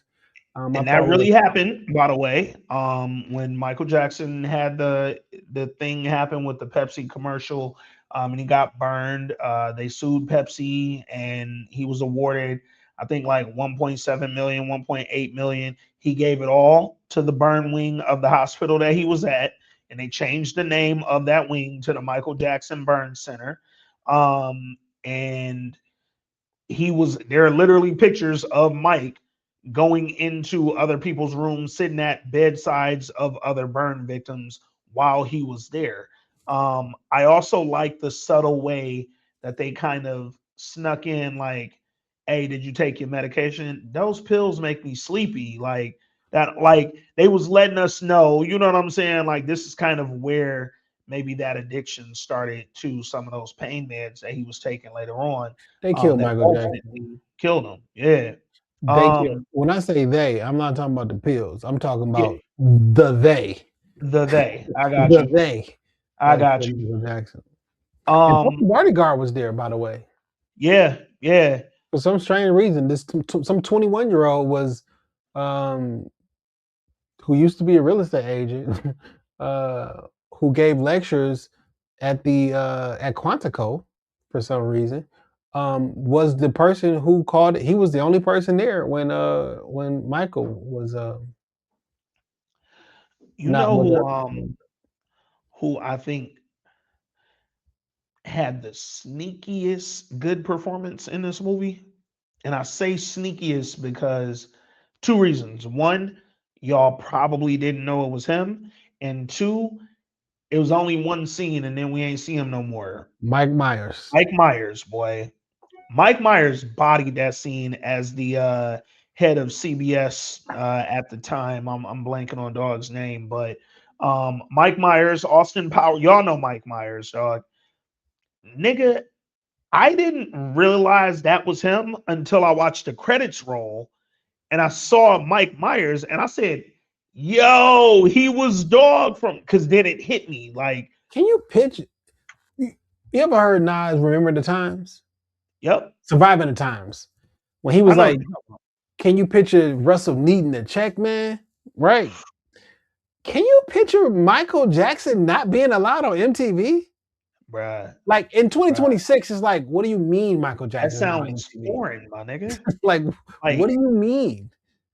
and what's funny, I heard that. So some stuff I really do appreciate that I like learned or at least heard about it well before we was in the internet age, right? And you could Mhm. look it up. Like it was just stuff that like somebody grown told me or I overheard, and I was like, oh shit, that's crazy. And never questioned it, never had no way to prove it. It just was what it was. I heard Michael Jackson being the first consistently in rotation black music artist on MTV. I remember hearing that back when I was in elementary school. And like it didn't shock me because in elementary school, I already knew what level of famous Michael Jackson was, but I don't think I understood it till I got a little older. Like to your point, can you picture Michael Jackson not on MTV, my nigga? Like Man, what? can you imagine? So I know people ain't been outside. Everybody wasn't outside. You feel me? Facts. But this wouldn't tip me off that Michael Jackson was the biggest star in the world, and I've never seen this before, and I've never seen this after. Yeah. Michael Jackson debuted a music video on network television, Yeah. Fox Channel 2, on like a Sunday night before Yep. The Simpsons. Yep. Can you imagine anybody dropping their music video on national television? That's Bruh. not a thing. No. Beyonce cannot drop her. That's not a thing. No. On the No. most prime time of all prime times before The Simpsons. Like, Yeah. In the what? most prime slot, nigga. Like, this is not nah, dog. Michael was so different, bro. Like, and I know if you follow me on the socials, I've been on my soapbox all weekend. Here's the thing, it's also not new, nigga. If you follow me, I've been saying all this shit for years. Go ahead and leave Michael Jackson name out of y'all conversation. When y'all talking about biggest stars and most famous and most popular and most sales and most, leave Michael's name. Everybody else is clamoring for number two, nigga. There's nobody in the history. I've said it since I was a child. Nobody more famous has walked the earth than Jesus and Michael Jackson, nigga. That's it. Starts there, ends there. You can get into Gandhi, you can get into Martin Luther King, you can get into. There are mad people after the two of them who were extremely popular all over the world. But Michael Jackson and Jesus walked around this mug and did whatever they want. Bro, Michael Jackson brought 100,000 people to the hotel parking lot in all the streets around the hotel. They would crowd that, bro. That scene where he leaves. Look at this, bro. This is what I want. People died, literally died when Michael Jackson came out on the stage and Damn, stood he there. just standing there. That's it. Look at this, dog. Bro, imagine fainting because a nigga is standing still. Stop playing with his name, dog. Fam, they got multiple tents just to put the fainted people because he's standing still. Fam. Hopefully, y'all watching the video version of Yeah. this. Yeah. We Watch it on playing it. YouTube or the Patreon where you should be at. But this is crazy. This Bro. was so big that he recreated this at the first Super Bowl halftime show ever. Damn. I'm glad you mentioned that. Let me tell y'all a little tidbit about Michael Jackson's Super Bowl performance. People normally get about 13 minutes to perform at the Super Bowl halftime show, right? 13 to 15, depending on the ad lengths around the halftime show, right? But normally that's what you get. Michael Jackson stood on the stage silently and stared at the crowd for 4 minutes before he said a word. Nigga, I used a quarter of my set time to stand here and stare and take my sunglasses off. And guess what? I did my whole set. Ask Fox if they was ever changing the channel on Michael Jackson, nigga. No, your ad gonna have to wait, my nigga. And I know you paid good money for it. But Michael Jackson didn't start yet. He just came out and stood there, nigga. And y'all niggas can't change the channel. You're not cutting to commercial. You're not doing that. Bro, people knew not to play with Mike, dog. Fam, one of his nicknames, it ain't a name I made up. It's what people literally called him, the deity. They called that nigga the deity, bro. Like, that's crazy. bro, That's crazy work. I ain't worshiping that man, but that's crazy. But it's a fact that people literally called that man, bro. People, dog. The nigga walked through communist Russia, USSR. He walked through them streets with the whole Russian army making sure he ain't get touched out here, bro. He good in these Russian hoods, bro. And nobody niggas was passing out. They was fainting. Bro, he was in London. What's the guards in London that ain't supposed to move? Yeah, them niggas. Them niggas. They cried when Michael Jackson walked up, bro. Like niggas said, fuck my post. I'm crying, dog. Yeah. Yo, it's not even fair. Hey, listen, it's not a conversation, bro. You got a voice note, man. I want to play this voice note before I forget. Shout out to my dog Name Tag. What up, bro? What up, though? It's Name Tag. Man, I ain't sent a voice note in a long time, but of course I'm always listening. I had to send one for the Michael film, though. And, man, I enjoyed it. I did. Jafar Jackson, man, he did such a great job as playing his uncle. Jafar could have rocked a ball fade acting as Michael Jackson. I would have still been like, man, they probably just ain't having it in the budget because he did such a great job. And Coleman Domingo as Joe did an excellent job also that he could have wore a Steven Seagal ponytail. And I'd be like, man, they probably that's what they went with at the last minute because he just did that great acting as him as well. I am conflicted about the pacing of the film, but it's Michael Jackson. How do you take so much covered throughout his career and put that in a 2-hour film? Yeah. And I know with the Jackson's American Dream, I do kind of wish they would have went that route and did it as a mini series, because the Jackson American Dream, we got so much, which is why in total, I want to say it's like 5 hours. So, because New Edition did it, they pulled it off and I thought that was real great. It didn't come out in theaters, but it's Michael Jackson. So, they swinging for the home runs, like, yo, let's put this out in theaters. Let's get some bread off of this. That's fine. But also another thing I was conflicted about, I wish we would have got a little bit more about how he, kind of connected with Quincy Jones, especially for like Off the Wall and Thriller, and not even just Quincy Jones, but Rod Temperton. Rod Temperton, man, hell of a musician. Like, check them credits on Apple Music, or if you got the albums, like look at them credits. Rod Temperton was like, yo, he was there. And I may have to watch it again because I don't know if they mention him, but I wish they would have kind of got more into that relationship he had with Quincy and like Rod Temperton and everything around that time, especially with the Thriller album for sure. And lastly, man, I kept trying to figure out when did he break away from the group. And I was like, damn, I know it was the Victory album, of course. And man, it was very apparent after he split off from the group. Like if you listen to the, I went digging today to listen to that album, the 2300 Jackson Street album, and that's the only joint Mike is on, and it's very, very, I think he's on there. I want to say he's like on the bridge or the hook or something, but it's very apparent that he was not a part of that crew. He wasn't fucking with them. But overall, man, good film. I can't wait to hear what y'all got to say about it, man. I'm out. Peace. Y'all be easy. Peace. I don't. First of all, great call out on Rod Temperton. If y'all don't know Rod Temperton, I'll let you check all the credits. But for Mike, it was Thriller, Off the Wall, and Rock With You. He wrote those for Mike.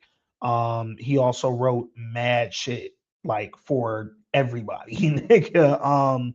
He was a songwriter, producer. There's one scene where Quincy's in the studio and there's somebody in there on the boards with him, and they didn't necessarily mention who it was. It was a white guy. I don't know that this was them like insinuating it was Rod in the studio, but this was the only time that it could have been somebody that was maybe Rod in the studio with Quincy. But again, they didn't make a direct mention of him, but I'm glad you did name tag, because Rod Temperton was definitely, he wrote Thriller, dog. Like we don't gotta, he wrote Off the Wall, bro. Like I wrote the title track for your first two solo albums, nigga. Like the nigga is, and then he wrote Rock With You. Like there's, yeah, dog. It's not one of my favorite songs of all time, by the way. Yeah. Could be my favorite song. Bro. So listen, I got a question for you, dog. What's that? It's not that easy. I know my answer to this question already. Okay. And I'm not gonna ask it correctly. You would understand it, but I hope nobody takes it the wrong way. If we know, we can recognize the greatness of Michael Jackson. Facts. You know what I'm saying? Who did Michael Jackson look up to? James Brown, right? Yeah. And James Brown is an international superstar. Like Facts. James Brown is like one of the most popular people, the whole 9 yards. Okay, cool. Yeah. But we do know there's a difference with Michael. Yeah. Right. 100%. If Michael Jackson stayed black the whole time, is it the same?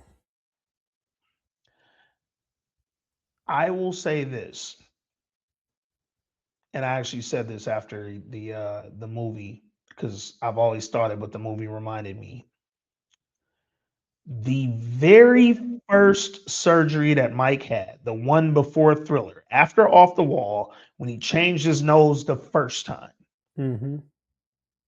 that was probably the most acceptable black that Mike was gonna get, because that was Thriller, right? That was Thriller black. All I did was change my nose. My hair was Jerry curl. I ain't had a fro no more like I did on Off the Wall. My hair is Jerry curled to the max.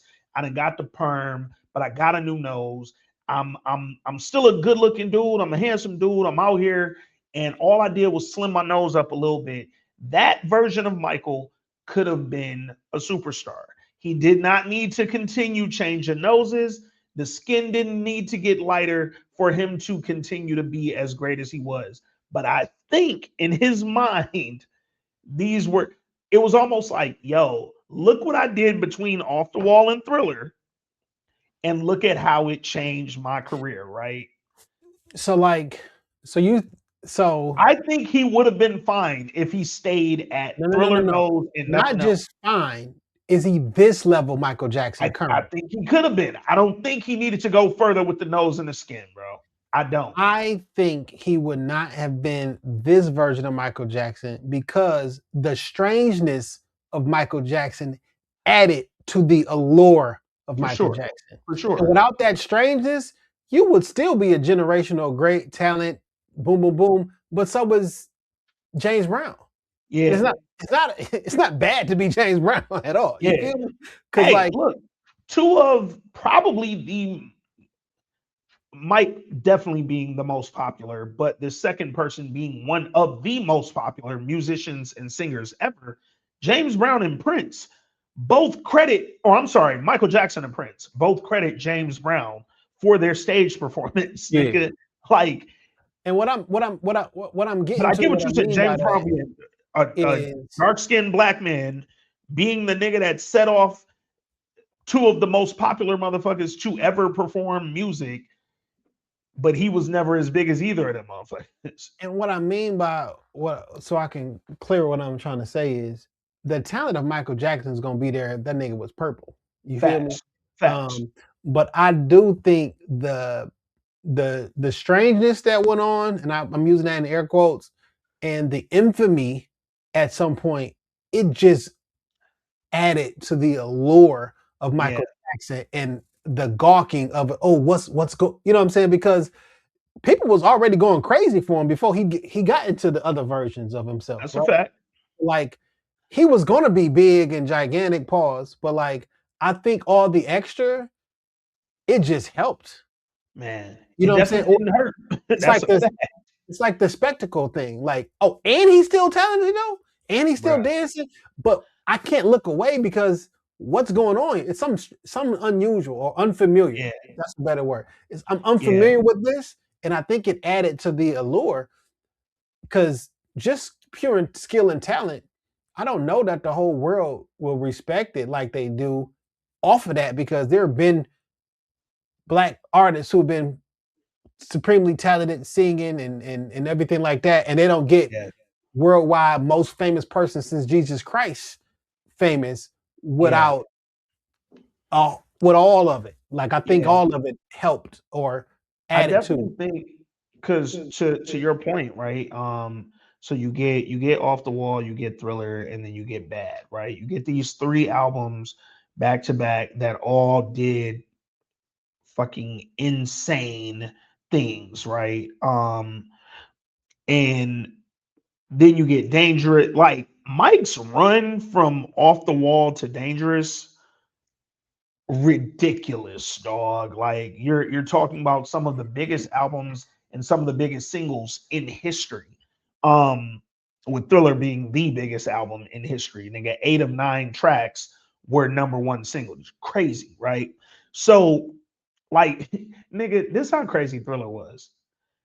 Thriller, the single, came out over a year after the album dropped. Nigga. Like, Well, yo. that's how normal it was, and like because people didn't drop an album every year. You feel Yeah, me? you Like, worked so, your fucking one album yeah. for as long as you could work it. But it's crazy because the Mike run that he went on, I definitely agree with you that his quirkiness and his sort of niche behavior and that stuff that from because not even just his physical changes, the way he dressed, them like military jackets, them like He Major said Magic he Captain said Crunch jackets. specifically, I want to be mysterious. Yeah, bro. Like, I don't know that some of that shit was like, yo, this shit gonna fuck these niggas up. yeah, I'm wearing the mask out. I'm gonna put my baby over. I'm gonna put a blanket over the bro. like.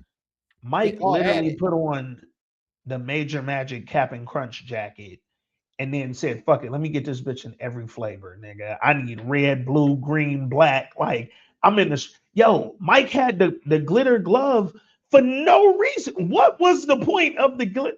It was just to be kind of weird and kind of mysterious and make niggas go, yo, what's up with him, dog?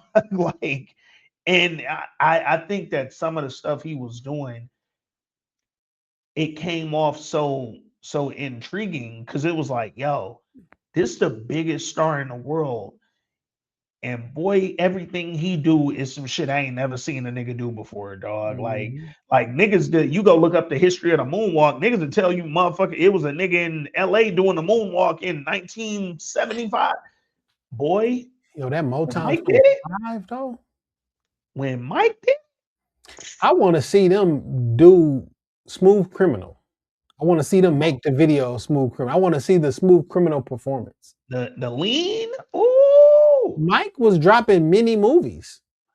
literally, that was part of the from Thriller forward.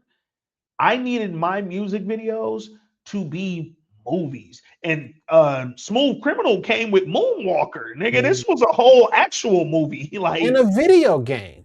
Come on, dog. You had to be there, Nick. Like, yeah, man. Mike's I think the film did a great job at capturing the oddities that came with Mike, dog. Like maybe A they didn't go camel? into detail with a lot of it. A camel, nigga? A Come on, giraffe, dog. nigga? I got a llama. I got a llama for your baby mama, nigga. Like they was just bro. But you know what though?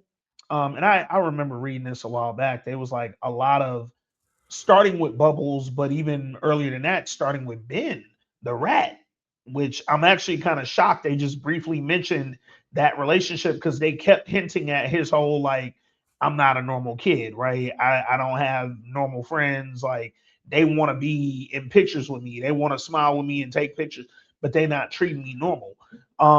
They was like Michael's whole affliction with or affection with Ben and with Bubbles and with some of them animals, these were rescue animals, right? Ben Yeah. was a rat that they was gonna kill in the house at one point, and Mike said I could take care of him. Bubbles was a rescue chimp, right? I got Yep. him from an abusive medical lab that was happening, and he was probably gonna end up killed over there while they was running tests on him. And they was like a lot of that was Michael basically trying to rescue these animals from situations he felt like he was in growing up in that, you know, kind of fearful situation at home with Joe. So I always thought that was a little deep, but I think the film did a good job at kind of showing like, no, no, no, I'm taking y'all in to protect and make sure that you can have an environment you can grow and be great in. Cause it's kind of what I wish I had, where somebody nurtured me versus, you know, kind of fucking forcing me into this lifestyle that I never necessarily said I wanted. Now, once I decided I wanted to be great, I said, fuck it, I'm gonna be the greatest, nigga. Because if I'm gonna do all this, I'm not gonna pussyfoot around, nigga. I'm gonna be better than every one of my siblings, every one of my peers, and every one of my predecessors, dog. Like, Crazy. yo, man, Mike set a tone for entertainment that I think the film did a really great job at capturing. Um, let's talk about that final scene, man, where Joe. First of all, real quick, hold on, before we get there, let's talk about how we got there.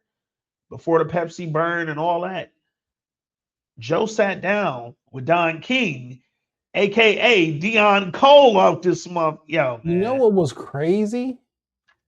Dion Cole and Coleman Domingo got the same voice. fam, While they were sitting next to each other, I'm like, yo, who's talking? fam. I literally said in the theater when I went yesterday, I went back for a second time yesterday. I said, these two niggas are having a devil off with their voice, nigga. This is a demon off that they having right now. Them niggas was talking so creepy in that scene in front of that fireplace, bro.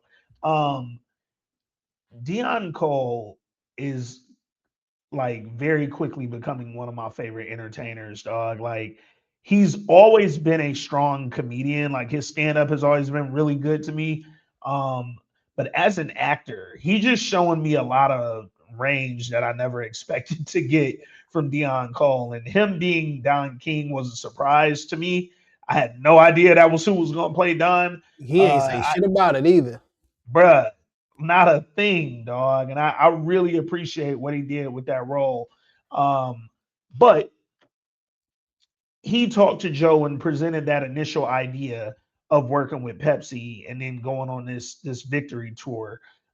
So fast forward, Michael agrees after he heals up from the burn to do the victory tour because the fact of the matter is his brothers and them need and Joe need one last tour to get this money, dog. Like again, I mentioned it's very well known Joe Jackson was not great with money management. He lost Neverland or was about to lose Neverland until Mike bought it and made it his home.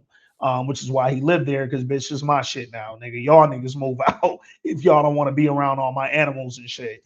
But when they did the victory tour, that final scene, first of all, Mike singing Human Nature, crazy. The whole theater was in that mug about to fucking lose it, dog.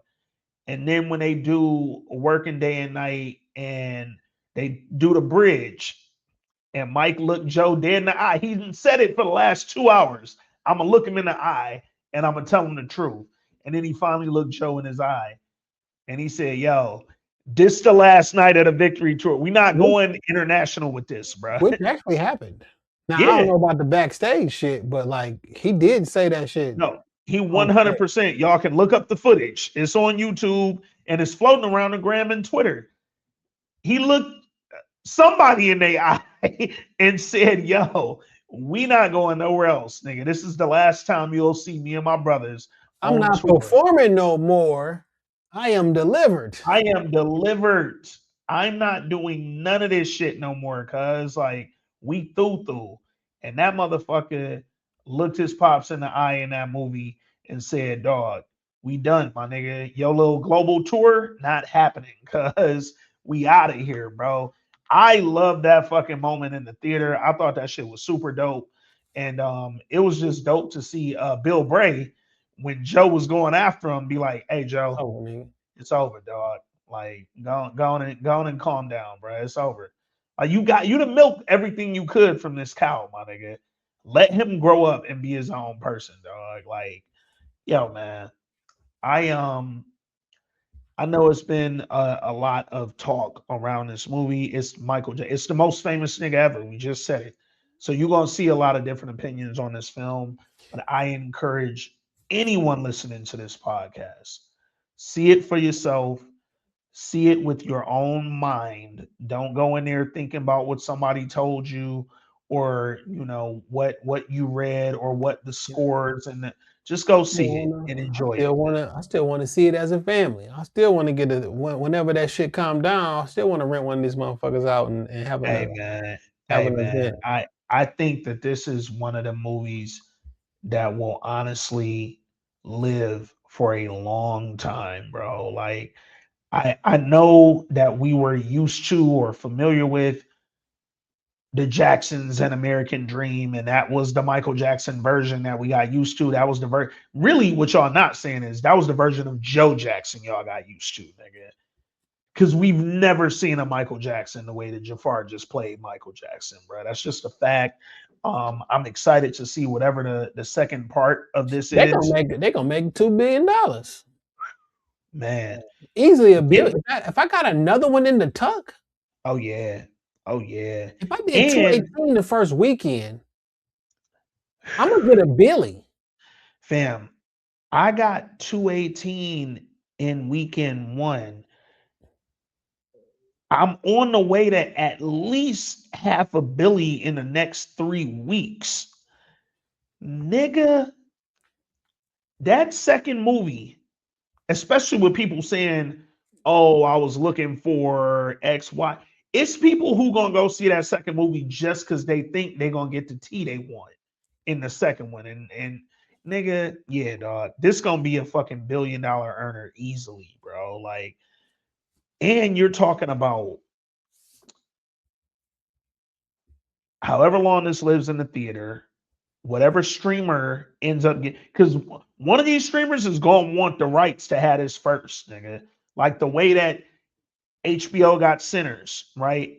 Sinners been on HBO for a year now, or shit, like 10 months now.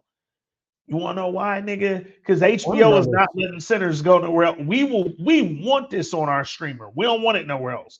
When niggas go to watch everything that got nominated for Best Picture, I think like 5 out of the 6 nominees were on HBO, bro. Like Warner Brothers. Nigga, I need that over here, and I want to keep that over here. So when this does finally slow down in the theaters, which I don't think is going to be anytime soon, then it's going to be a fucking streaming war for it, and somebody going to pay big money to buy this shit, and then it's going to stream crazy, nigga. Yeah, man, this is going to be a huge movie. I'm pretty sure Janet Jackson's fine. I feel like Randy, for what this movie's gonna do, you should have let them use your likeness. Just get this money for your fam, dog. Like this shit is out there. They didn't treat y'all in a bad light. You know what I'm saying? Like there was nothing here. Diana Ross, same to her too, man. Like granted, I also think she's fine, but y'all weren't gonna be put in a bad light. This movie did probably as good as any film could have about keeping things in a positive light. Like you got niggas mad Joe wasn't more abusive in the film, nigga.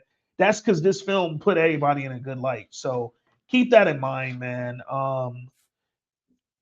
I enjoyed it, dog.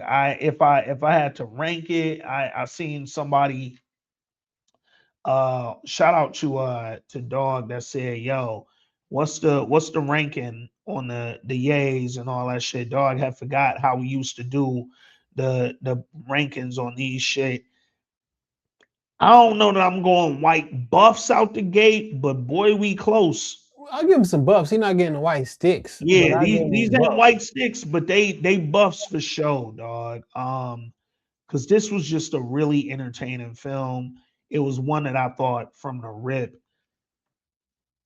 would not live up to the hype that it was getting, and it lived up to every bit of it, dog. I don't have a bad thing to say about this movie. I The enjoyed only it all. things that I can say about it as a critique was that I wanted more of certain shit. I wanted to see more of Quincy in the studio creating Thriller or Off the Wall with Mike. That's because Kendrick Sampson was doing a phenomenal job as Quincy. Um, and I could have watched Jafar play this role for another hour, bro. You Like, did a really good job, man. yeah, I salute to that young man and salute to young Michael, man, my man Juliano Valdi. Because between the two of them, I think they embodied everything that Michael Jackson was and wanted the world to see him as though. So yeah, man. Our boy also got cut out of this movie as well. But they said his scenes may appear in the continuation. Derek Luke played Who? Johnny Cochran. You played Yeah, who? Johnny Cochran. Oh, okay. 'Cause, yeah, they said his scenes got cut because he was Mike Lawyer when the initial accusations came out. So that was part of that third act in that opening scene that got cut. But Shooting forward. yeah, they said they might be able to still do something with some of his scenes as long as they're not referencing that one case. So because in general he was Mike Lawyer, so he could still be a part of it. So yeah, man. Yo, man, if y'all saw Michael, I've already seen some people hit us and say they're going to see it tomorrow. They checking it out this week. They got tickets next weekend. Whenever y'all see Michael, we hope y'all enjoy this review. We hope that y'all really enjoy that movie, man. And if you here for the culture, if you here to see us win, and if you want to see us continue to put dope, big budget black movies in the theater, go support Michael, man. I seen somebody post today, they'll wait till it hits streaming. That ain't doing nothing for every other black actor you think is dope, bro. Go support this shit, man. Niggas, do what y'all want to do, man. But that shit, go to the fucking movies, nigga. Go Damn. to the movies, dog. You gonna wait till Michael hit the streamers? Like, what you on, blood? Like niggas be trying, y'all be daring to be What you're different. trying to Bro. tell me is you're waiting for it to hit that fire stick in quiet in quality format. You telling me you ain't got $12 is what you telling me, bro. Go to a matinee or go on Tuesday on. when the Come ticket on, $5 or some shit. Yeah, you can go to a matinee if you go on Tuesday and you sign up for a free membership, popcorn free. Now you get a small popcorn and a low ticket, bro. Like it's options out here, my niggas. So make sure y'all go to the theater and see Michael. Oh, bro, I wanted to ask you, when you went, did you go see it in IMAX? Um, I got into whatever that Riviera. I think they got like the Dolby joint, like Yeah. but it ain't I the didn't get a IMAX. chance to see it twice. I was supposed to go see it again today, but I ended up having to work. Yeah. I'm going to go see it, and I'm going to see it again. So Probably I Wednesday. saw it yesterday in like the Dolby Crazy Theater, but then I saw it Saturday in IMAX. And I gotta tell you, that IMAX shit, some of them scenes I felt like I was watching Sinners. Nigga. Like, Well, there were most of this film is filmed in digital, but there were a yeah, few things that were filmed in film with yeah, film. yeah. And yeah, that IMAX version of this was beautiful to watch, man. I'm gonna just say that, bro. If y'all get a chance to see it in IMAX, highly recommended. If you don't know what theaters have an IMAX theater, hit me up on any of the socials at Trinidad, and I am happy to tell you. Yo, man, go see Michael. Michael Jackson is the greatest entertainer ever. There's no additional conversation to be had. Hit us up at This Week in Culture on all the socials. thisweekinculturepod@gmail.com if you want to send a voice note, an email. You can find Jay at jjohnson313. You can find me at Trinidad, and you can find Michael Jackson at your local movie theater, man. So go see Michael and let us know what y'all thought about it, man. Patreon, we're gonna get back in here later this week. Might talk some more Michael shit. Might talk some who knows shit. But we go on Patreon with y'all later. If you're not subscribed to the Patreon, go to patreon.com/This Week in Culture and grab a tier. That's all we got for y'all, man. Michael, you earned every dollar I spent with you this weekend going to both of them shows because that movie was phenomenal. It was entertaining. And Jafar Jackson, you are a star, my youngin. So yo, man, that's all we got. I'm Ant. That's Jay. This Week in Culture. Michael review. We out. Peace.